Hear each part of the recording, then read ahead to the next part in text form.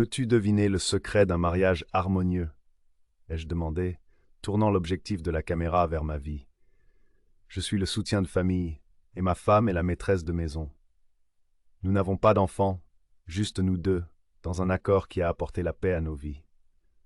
Autrefois piégée dans un cycle de boulot épuisant qui lui causait une anxiété sévère, ma femme passe maintenant ses journées à poursuivre ses intérêts.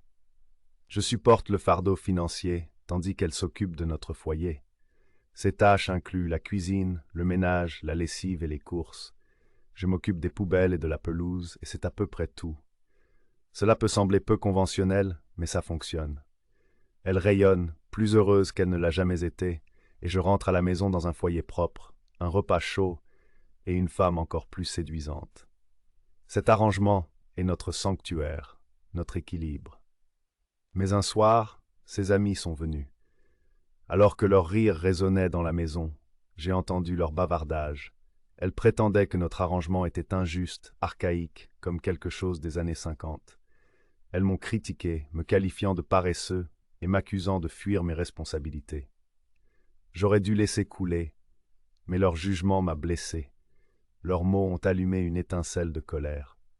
Elles ont terminé leur tirade par « Vous faites tous les deux des saletés, pourquoi devrait-elle être la seule à les nettoyer ?» Une réplique m'est venue aux lèvres, alimentée par mon irritation. « Nous avons tous les deux besoin d'argent, pourquoi devrais-je être le seul à en gagner ?»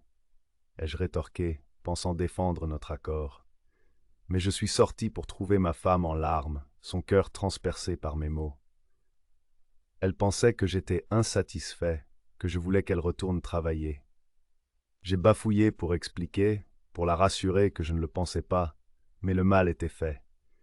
Elle est toujours contrariée, et je suis là, me demandant comment la rassurer que notre vie est exactement comme je la veux.